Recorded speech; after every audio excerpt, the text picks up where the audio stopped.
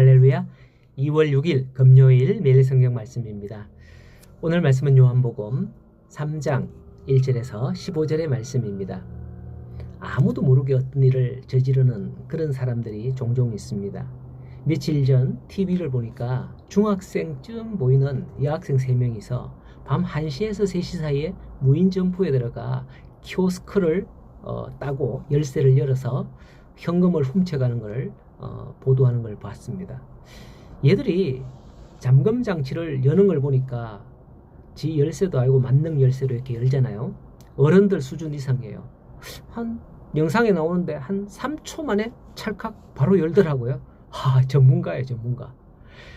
밤에는 사람도 없고 하니까 모자를 이렇게 툭 눌러 쏘고 그렇게 했는데도 CCTV에 다 나옵니다. 물론 얼굴은 안 나오지만은 모자 색깔, 옷 이런 게 다 나왔습니다.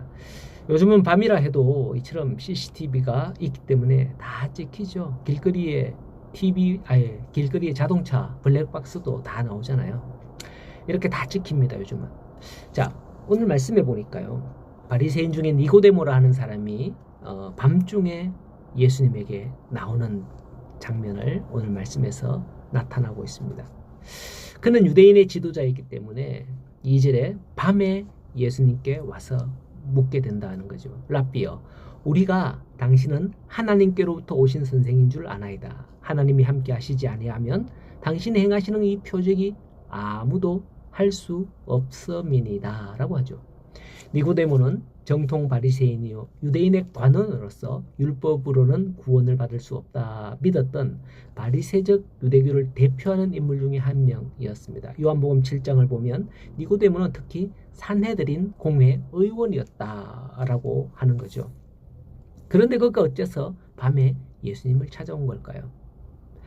당시의 유대인들 가운데에 예수님의 행하심을 보거나 들은 이들이 많습니다.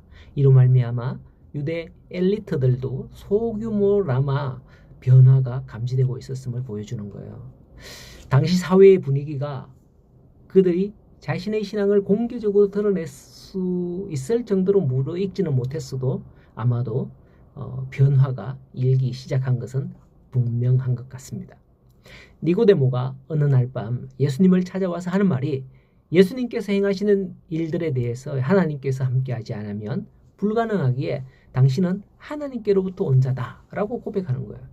이렇게 고백하는 니고데모에게 예수님께서 하시는 말씀이 3절에 사람이 거듭나지 아니하면 하나님의 나라를 볼 수 없느니라 라고 하는 겁니다. 이 말은 니고데모에게 실로 충격 그 자체였던 겁니다. 왜냐하면 이 말은 너는 아직 구원받지 못했어 라는 하는 말씀과 똑같기 때문에요. 구원은 거듭나야 받을 수 있다라는 거죠. 거듭나지 않고 구원받는다 하는 것은 불가능하다는 거예요.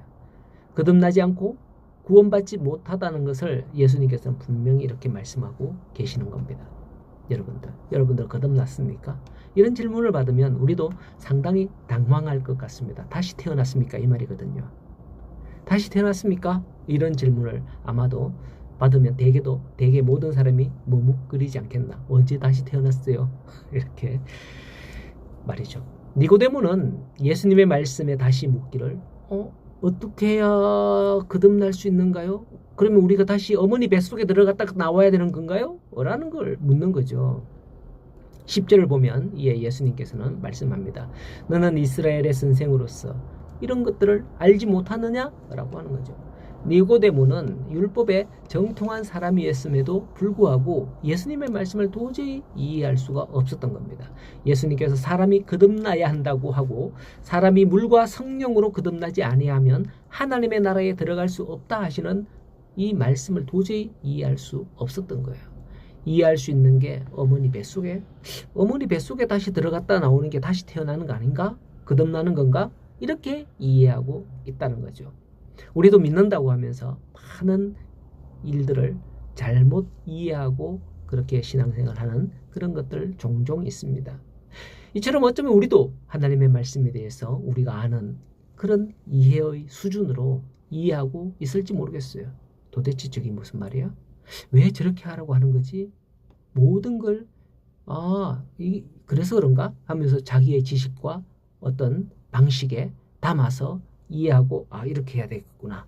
뭐 이렇게 행하는 그런 일들이 참 많다는 거죠. 그러나 예수님께서는 물과 성령으로 거듭나야 한다고 하십니다. 문제는 사람이 어떻게 해야 성령을 받게 되고 성령으로 거듭날 수 있느냐 하는 거예요. 여기에 대해서 고린도후서 5장 17절 말씀에 보면 누구든지 그리스도 안에 있으면 새로운 피조물이다 라고 쭉 말씀을 하시죠. 이것은 예수님을 믿을 때 성령이 그 사람 안에 임하셔서 그를 새롭게 변화시켜 주심을 나타내는 겁니다. 죄인이 거듭나는 것은 인생 최고의 난제지만은 거듭나는 것 자체는 결코 어려운 일이 아닙니다. 예수님을 믿으면 누구라도 새로 태어나게 되는 것이기 때문이에요. 그래서 성경 요한복음 1장 12절에 보면 누구든지 예수님을 믿는 자들에게는 하나님의 자녀가 되는 권세를 주셨다라고 했습니다. 예수님을 믿는 우리는 거듭난 사람들입니다. 물과 성령으로 거듭났습니다. 그러니 예수님을 믿게 되는 거죠.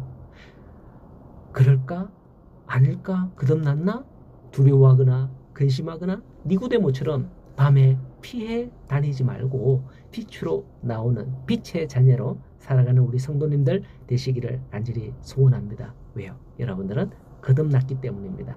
오늘도 거듭난 우리 모든 성도님들 용기와 믿음의 확신을 가지고 빛의 자녀로 살아가는 성도들 되기를 간절히 소원합니다.